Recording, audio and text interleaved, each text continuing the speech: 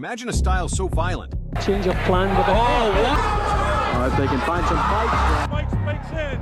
He leads to the right hand. So perfect that for a few years, it made the most feared men in the world look helpless. Hands glued to the face, head constantly moving. Aggressive, right in front of his man. Now we see some hand movement. Pressure that felt impossible to stop. That was Peekaboo. And then, almost overnight, it vanished. No more champions. No more dominant fighters using the pure system. Just copies that never worked the same. So what the hell happened? Why did one of the most terrifying styles in boxing history just die? Stick with me, because the real answers are not what most people think. And I'm going to show you exactly why this style burned so bright and then disappeared. Before we talk about the death, we have to understand the life. This wasn't just hands in the pocket. This was a complete fighting system created by Cus D'Amato.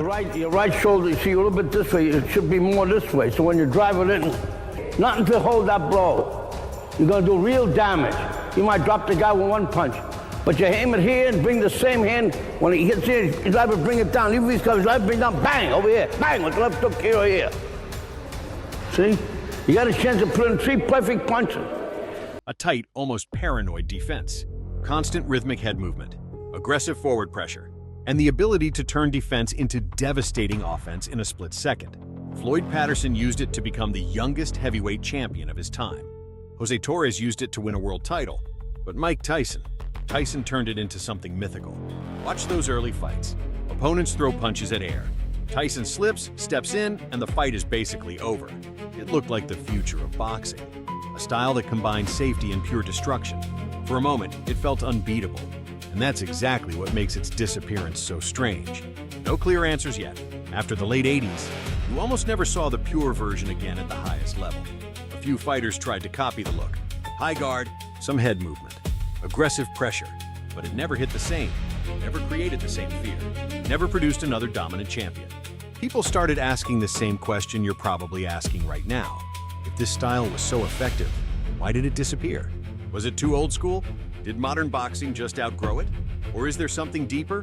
Most explanations you hear online are too simple. It takes too much energy.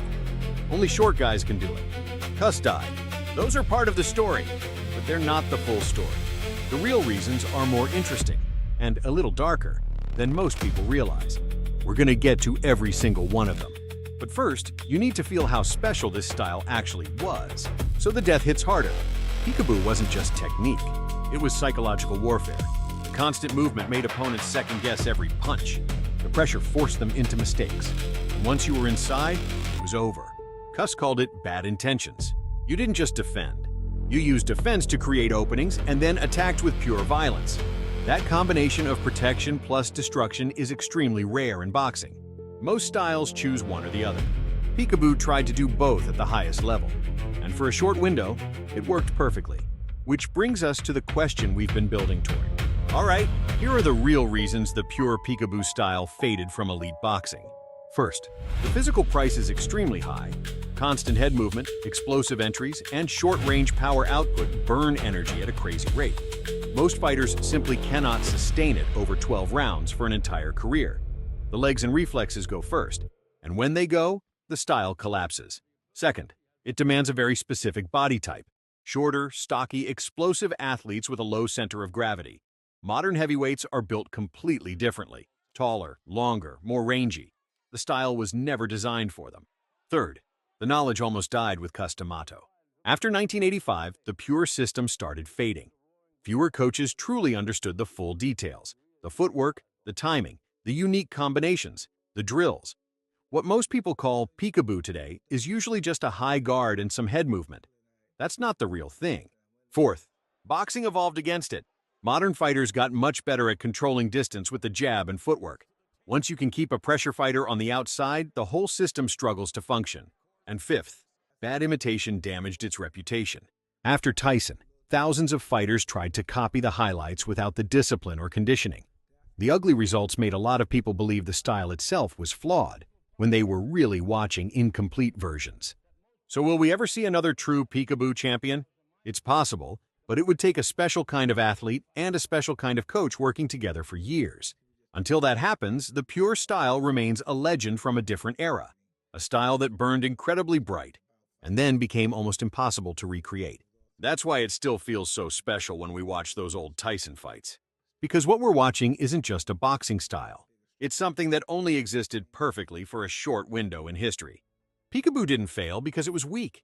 It disappeared because the perfect conditions that created it became almost impossible to recreate. A special athlete, a special coach, a special era. When those three things lined up, it was terrifying. When they stopped lining up, the pure style faded into legend. So I'm curious, do you think we'll ever see a true Peekaboo champion again? Or is this style permanently a product of its time? Tell me your honest opinion in the comments. I read them. If this gave you a new way of looking at the style, hit the like button and subscribe. More deep boxing stories coming soon. I'll see you in the next one.